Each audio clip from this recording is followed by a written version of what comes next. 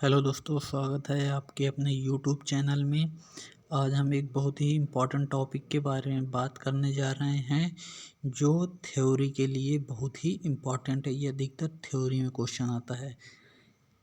Start करते हैं हम एपिडेमियोलॉजी ट्रेड के बारे में, जिसे हम क्या हिंदी में मरग विज्ञान का त्रिक कहते हैं। ठीक है दोस्तों। नेक्स्ट, अब इसके पार्ट भी होते हैं। इसके 3 पार्ट होते हैं दोस्तों। 3 पार्ट में कौन कौन सा हमारा कौन सा एक agent host environment and time. कहीं कहीं पर भी टाइम दोस्तों दिए रहता है, बट हमें 3 ही मेन पढ़ने होते हैं। एक एजेंट होस्ट एंड इन्वायरमेंट। ठीक है। जब एजेंट जब एजेंट होस्ट एंड इन्वायरमेंट का इंट्रैक्शन होता है तभी हमारे शरीर में बीमारी पनपती है या जन्म लेती है। ठीक है दोस्तों। एजेंट क्या होता है, मतलब एजेंट क्या होगा। एजेंट जैसे ही एजेंट हमारी बॉडी में घुसेगा तो हमें क्या हो जाएगी, बीमारी हो जाएगी। ठीक दोस्तों। अब आगे हम बात करते हैं। तो देखिए, ये हमारे यहाँ पे डिफिनीशन लिखी है। क्या है, agent host and environment called epidemiology trade. और अगर हमें हिंदी में बताना तो क्या कहेंगे, एजेंट होस्ट एंड इन्वायरमेंट के कारकों के मध्य संतुलन की स्थिति को स्वास्थ्य कहते हैं, तथा यदि यह संतुलन बिगड़ जाता है तो हम इसे बीमारी कहते हैं। ठीक है। अब हम बात करेंगे एजेंट फैक्टर क्या होता है। एजेंट फैक्टर मतलब क्या होता है, एजेंट फैक्टर कोई भी जिंदा या मरी हुई चीज़ जिसके होने या ना होने से हमें बीमारी होती है। अब हमारे एजेंट फैक्टर के निम्न पार्ट होंगे। पहला है बायोलॉजिकल, दूसरा न्यूट्रिशन,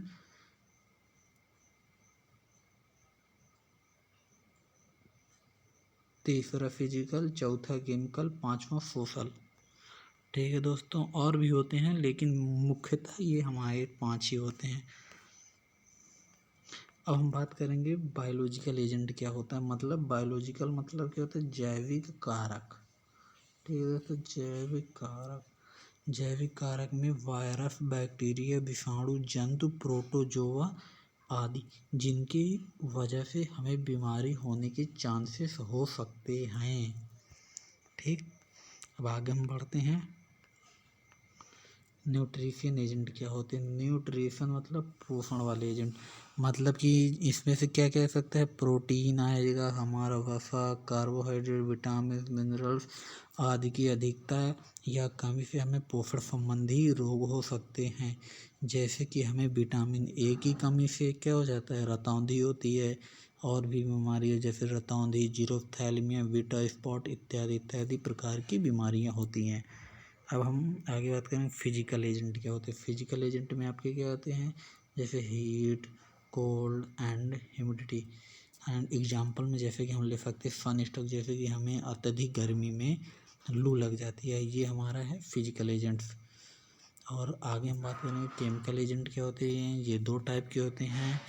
एक होता है एंडोजेनस और एक होता है एक्सोजेनस।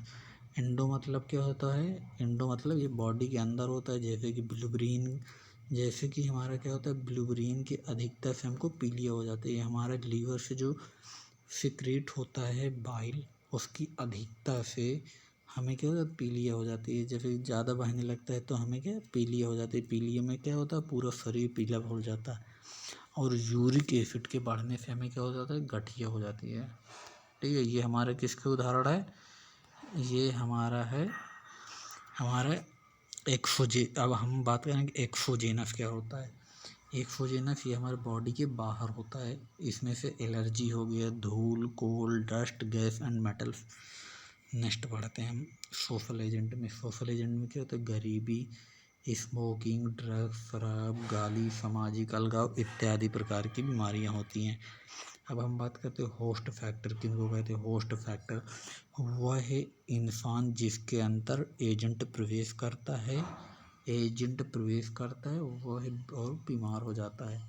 जो निम्न टाइप से होते हैं, जैसे कि एज, ठीक है। एज हो गया, सेक्स हो गया, हेरिडिटी, पोषण, व्यवसाय, रीति रिवाज तथा आदतें, मानव व्यवहार।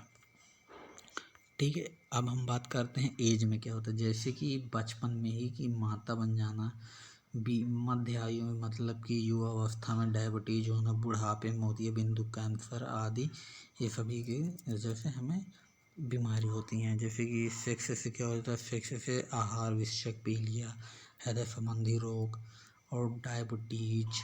और हेरिडिटी से क्या होता है, मतलब कि हेरिडिटी मतलब अनुवांशिकता, अनुवांशिकता से मतलब क्या हो जाता है, जैसे कि डायबिटीज, हाइपरटेंशन, मेंटल डिफिजिट और हीमोफीलिया, एल्बिनिज्म। हीमोफीलिया के बारे में बात करते हैं। हीमोफीलिया क्या होती है, इसमें क्या होता है, हमारे मतलब कि हमारे शरीर के अंदर मतलब कि क्या होता है, जैसे कि हमें कहीं लग गया तो हमारा क्या होता है, ब्लड नहीं रुकेगा। मतलब हीमोफीलिया में क्या हो जाता है, हीमोफीलिया में हमें ब्लड नहीं जमता है शरीर में। और ब्लड के जमने की प्रक्रिया को हम क्या कहते हैं दोस्तों, कैफेटिंग। मतलब ब्लड हमारा 3 से 4 मिनट में जम जाता है, जिसको हम कैफेटिंग प्रोसेस बोलते हैं।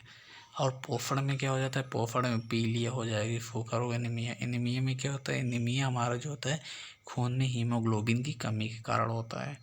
अब हम बात करेंगे ऑक्यूपेशन मतलब व्यवसाय। व्यवसाय में क्या, जैसे कि लेड पॉइजनिंग हो जाती है, सिलिकोसिस हो जाती है, एक्सीडेंट इत्यादि इत्यादि। और हमारे बात करेंगे रीति रिवाज तथा आदतें। रीति रिवाज तथा आदतें में जैसे क्या हो जाता है, शिशुओं की आंखों में काजल लगाना, आंखों में संकरण, धूम्रपान करने आदि से मूल लंग्स में कैंसर हो जाते हैं। और ह्यूमन बिहेवियर में क्या होता है, ह्यूमन बिहेवियर में क्या होता है, लैक ऑफ फिजिकल एक्सरसाइज एवं शराब की लत इत्यादि ये हमारे कर सकते हैं। इन्वायरमेंट फैक्टर्स, वह वातावरण जिसमें कोई भी बीमारी का ट्रांसमिशन होता है, इन्वायरमेंट फैक्टर कहलाता है। जो मुख्यतः 3 टाइप के होते हैं, फिजिकल, बायोलॉजिकल, सोशल। अब हम बात करेंगे फिजिकल इन्वायरमेंट क्या होता है, जैसे कि अनसेफ वाटर, दूषित मिट्टी, आवास सुविधा, हेपेटाइटिस, कॉलरा। ठीक है। अनसेफ वाटर से क्या होता है हमारा, अनसेफ वाटर से हमारा क्या होता है, जैसे कि अनसेफ वाटर से हमें अतिसार, हैजा, हेपेटाइटिस आदि हमें बीमारियां हो जाती है। दूषित मिट्टी में round worm, hookworm, tape worm, thread worm इत्यादि हो जाते हैं। और कालरा हमारा दोस्तों विब्रियो कुलेरी नामक वायरस के द्वारा फैलता है। ठीक है। अब हम बात करेंगे बायोलॉजिकल इन्वायरमेंट। बायोलॉजिकल इन्वायरमेंट, इसमें जो पशुओं से होने वाली बीमारी जैसे कि रेबीज, मलेरिया, फाइलेरिया, डेंगू इत्यादि। रेबीज हमारे किसके कारण, पागल रेबीज हमारा किसके, पागल कुत्तों के काट। और पागल कुत्ते के थूक में कौन सा वायरस होता है, लाइजा। दोस्तों इसको नोट कर लीजिए, बहुत ही इम्पोर्टेंट है, लाइजा वायरस, लाइजा वायरस।